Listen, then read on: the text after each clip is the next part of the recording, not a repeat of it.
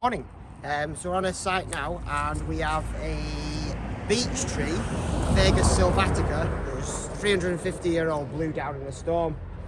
You can see there where it's lifted the root plate, and then it blew over and it fell in a perfect spot because it fell either side of this lamp post. It missed the septic tank. So what we've done is we've come in, processed it all, chipped everything up, moved the timber, and now we're left with these monstrous trunks. So if we have a closer look at the main trunk, this is blown over. The tree looked fit as a fiddle, there were no dead wood in it.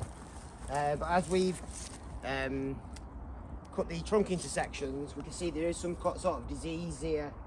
So this will have been one of the main reasons why the tree came over. So we could cut it all up into firewood, nice and toasty, because the price of gas is skyrocketing. But for a 350-year-old tree, I think it's only right to do it justice, to make some slabs, some beautiful tables, some benches, anything. So what we're going to do is we're going to slab everything up, and we'll do this tree justice. So when we're slabbing, what we've done is we've cut the straight sections of the trunk into slabbable lengths, and then this section here.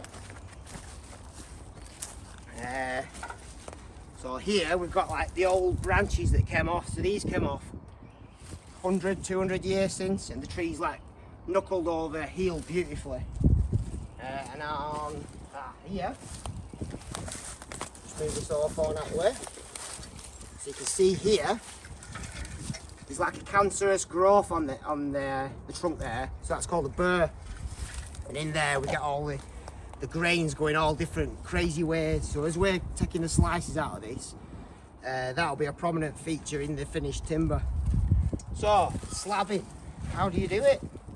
So in the old days, what they used to have was they dig like an 8 or 9 foot pit, and then they'd have the tallest little surf at the bottom, and they'd have a 2-handled saw.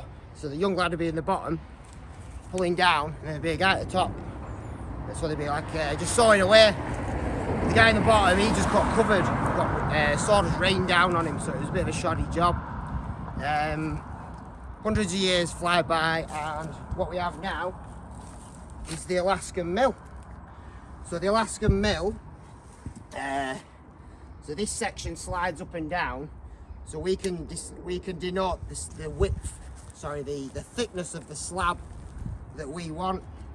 And then that's fastened to the 660, and we've got a 1.2 metre bar on it. So most trees in the UK we can slab up with this. There is some beastly ones that you need a bigger machine, but this manages well with most of the stuff that we have to process. So what we do to get our initial slabs, we've screwed a straight edge to the top of the slabbable trunk, and with this particular slabs that we're doing, we're going to be cutting cookies. So we're going across the grain instead of along it. So when you're cutting along the grain, your cutters want filing down to a 10-degree angle. So that's the perfect angle of the cutter when you're slabbing. But because we're cross-cutting this, we're going across the grain here instead of along it. So we've filed the teeth to a 45-degree angle, and actually just like gobble straight through this beast. It's like a metre wide, this piece. So what we will do, we'll come back once we've got that initial slab off, because more observant of you, as we've put the cross cuts in, we've got like, you can't get a table on that. If you were to put your gin and tonic on that, it'd be falling over the place. So what we do is we get the first slab out of the way with the straight edge on top, and once we've ran the saw down it, we can actually use the timber then for our subsequent cookies, because we know we've got a flat plane that we're measuring off. So we'll get this first one out of the way, and we'll see what beautiful timber we've got in amongst this slab. So that's the preliminary cut done. So we've taken that rough top off. So when we reveal this, there should be some nice flat, beautiful, creamy grained timber underneath. Slide that off. Give it a bit of a blow.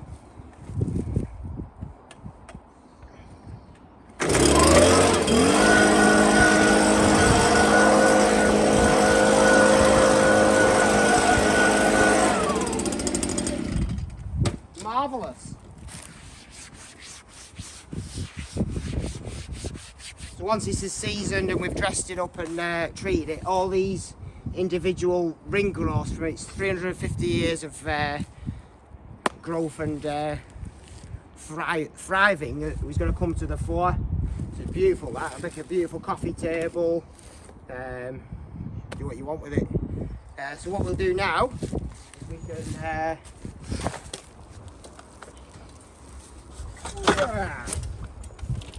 because we've got our flat plane now, we could just go straight in with our next cookies that we're cutting. Obviously, adjust the height of the mill. So I think I want like 3-inch cookies off this next one. So we'll just lower that to 3-inch and put our next cuts in. We're finished with the cross cutting of the cookies. We've got 7 lovely little tables here, so these will do fine for some bar tables or whatever. Possibilities are endless. So we've done the cross cutting, and this is, if you remember us talking about the burrs earlier, so we'll have a look at the burr. You can't just see, so we'll put a bit of water on it. You see how all the where this burr, this like almost cancerous growth was growing on the bar. You can see how the grain gets really crazed there. So once this is polished up, sanded, that'll be a prominent feature in the timber. And also the disease in the tree could be either Amaryllia, like a honey fungus, or a Ganoderma. We're not quite sure. But this will become a prominent feature in the timber as well, because you can already see how the pinks and the reds are coming through. So once that's dried, seasoned and polished, these are a beautiful piece of the timber. So that's how we cross cut the cookies when we're slabbing. So now we're going to get onto the bigger stuff, and we're going to cut along the grain. We're going to rip the grain. So we'll come over to this tree, this trunk. So as soon as the tree's cut and felled, it starts getting rid of that moisture. So what you get when you're slabbing timber, see that big crack going across it there? That's called a heart crack. So that crack on that angle will follow the trunk all the way up to the top. So every slab that we cut, when we get down into that bit of slabbing timber, we'll have that crack just going up the edge of the ends of the slab. So what we can do is when we're slabbing, we could roll that over so that the heart crack's horizontal, and then we know that we've only got really one wasted slab out of the trunk. So on this next one that we're doing, we'll have a look at where the heart crack is. You see there, so that goes from like 7 o'clock to like 1 o'clock, 8 o'clock to 2, and it'll be the same on the other side. There, so it goes the same way. So ideally we want to roll this over maybe a 1/4 of a clock turn, but we haven't got any hydraulics or lifting equipment, so we're just gonna have to slab this as we can, and then once the timber's seasoned, that heart crack will open up in the timber. So what we can do with I suppose one of the joys of the modern age is like resin. So when we get the slab with the big crack in it, we can resin that as an extra feature. So now it's not as much of an issue if we to slab through that heart crack. So we're just gonna we're gonna slab this up, and then we'll resin whatever cracks have appeared in the timber. So we've swapped the chain from the 45-degree cutters to the 10-degree cutters. So if you can remember I was saying earlier, the 45-degree cuts on your, the 45-degree angle on your cutters is better for cross-cutting the timber, but we're not cross-cutting here, we're ripping, so we're going along the grain. So we've swapped the chain over, and this chain has a 10-degree pitch, because that's the most efficient cut when we're slabbing, when we're cutting along the grain. So, take that machine out. So what we've done here is we've, same as earlier on the cookies, we've screwed this this ladder down to the timber, so that when we run the mill across it, we're going to get a dead straight cut, and then each subsequent cut can come off the cut before, and we know we've got a flat plane to cut across. Yes, and what else have we got? Where are they? 2,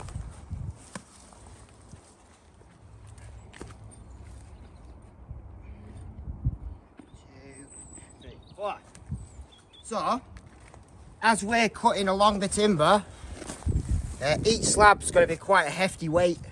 So, if you can imagine, as we've cut right through to here, this end of the slab's going to be wanting to bend down, and that's going to affect the passage of the saw blade. So what we'll do is, once we get like a third of the way through the timber, we'll put a wedge in the end, and that'll prop the end up. And then as we're coming along and getting down to the last quarter to a third of the slab, we'll just bang some of these wedges in the side of the trunk, and that'll stop any dipping in the slab above as we're cutting it, because that can affect the finished cut as the cutters are coming through the timber. So we want a nice clean grain on this. So as we're putting the wedges in, we can achieve that. So what we've done, we've set up like a little platform here, and we're gonna show you what happens when we're slabbing.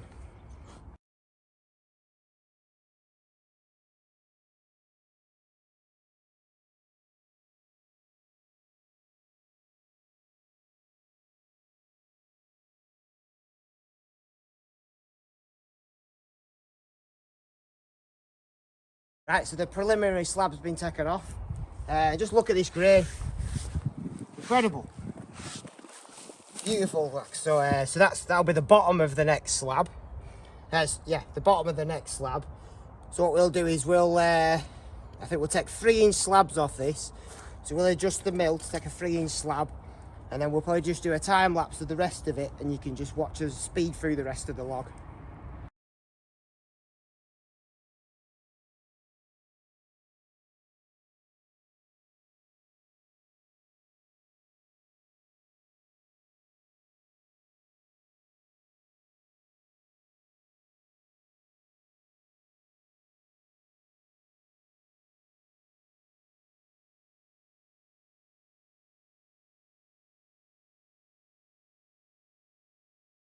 So I hope you enjoyed that time lapse of how we slab up. You saw it a lot quicker than we did when we were manoeuvring it. Then we had to move all the timbers up to a safe place. So we've been flexing. So this is the bottom slab, so we can't get any more out of this. But we stacked all the other bits of timber up. But you can just see out the effect of the grain. It's a beautiful bit of timber, is that? But because that's the bottom slab, you know, the trunk, the outside bit of the trunk is all over the place. So all we do with this is just we'll cut that up into firewood. So that's the first one slabbed up. Got the cookies. So now we're gonna slab this one up here. So that's like a nice coffee table size, is that? So what we will have to do with that is, if you just have a look at this angle here, it's like a bit of a dish there. So what I'll aim to do, you can also see where this big limb is that we've cut off. We've taken a bit off there. So what we're going to do is we're going to roll this over, so this is on the bottom, so we can slab off a dead straight plane then at the top. So we'll get everything in position, and we'll do another time lapse for you.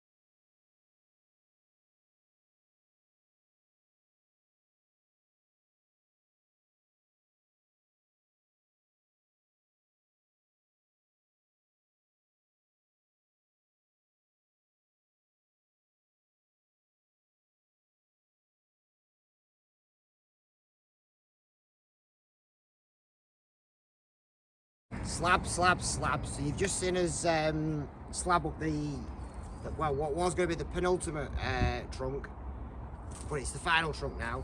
We'll get onto that in a little bit. So we've slabbed all these up to 3 inches.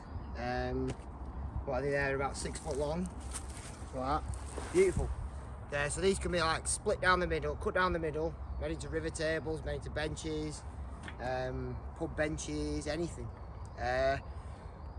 So when you look at your log, if you imagine this was a log before it was slabbed, we had a big limb that kind of came out of this side.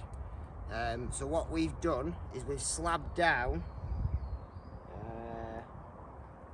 So we slabbed down to where we got to where the limb started, and as we've revealed the slab that we made, we've got this beautiful grain in here.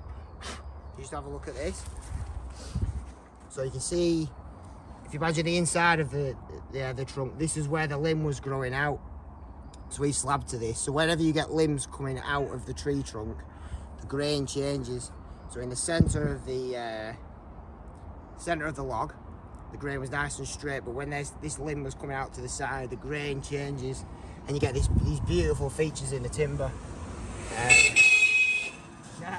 Go on. Yes, we've got another little limb coming out there, so you can just see how the figuring in the timber changes. And there's a few pips here, so they add a nice bit of feature. We've got some nice colour coming through there, and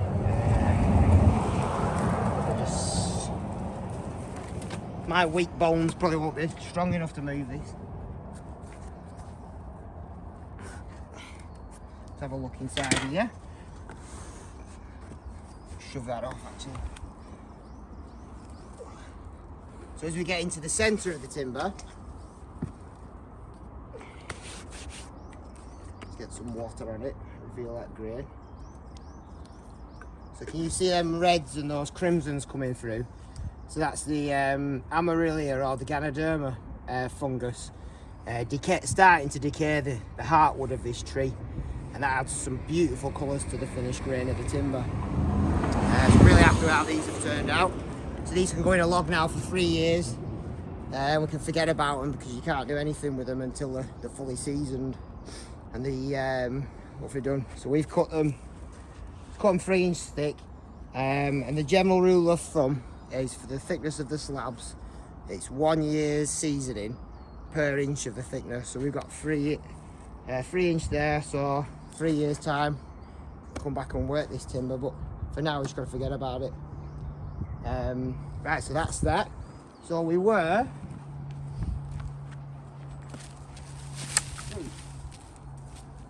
going to pull this, try to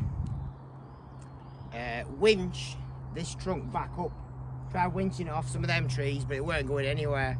When we came round to this side, so this tree came down the end of November. It's now the middle of March, and I thought there's a lot of water come down here to fill this root plate in. But as we started digging, the tree's actually torn out the roots, so it's ripped itself out the roots. And you can see the extent of the canopy. So it was a monstrous tree, but I thought, why is it blown over? Because the extent of the fungal infection wouldn't be quite severe enough to cause the root failure just yet. So we're going out this side. And we nearly lost the man to Australia. Because right down here, with the long sticks, that goes right down and right underneath where the tree were. So what I'm expecting is an old sough or something in here, getting the water away. So as the wind was blowing in, there's no, the tree hasn't braced itself with any roots on this side because there's the void underneath. So I would dare say that's probably contributed as to why the tree came over. So because we couldn't winch it back up, unfortunately, the finest log out of the finest the finest log out of the tree was inaccessible to us. We can't dig round because there's a lot of root growth in here. So what we've just done is we've taken 3 foot off this, slab, cut it up for firewood. But as you can just see there, I think we mentioned before, just how that's the fungal infection coming up the tree. So I'm not quite sure whether it's Aganoderma or Amaryllia, which is like a honey fungus, but both are incredibly detrimental to trees once you get it. Aganoderma will set in as a subsequent infection to finish the tree off, but you tend to find that an Amaryllia infection, which is that honey fungus, will be in the ground and it'll be affecting a lot of the trees in here. So it's quite like a decaying fungus, so once it gets into the tree, that can cause the tree's demise. So we're done here. We better move a bit of timber, move some slabs, and on to the next job. So I hope you've enjoyed that one.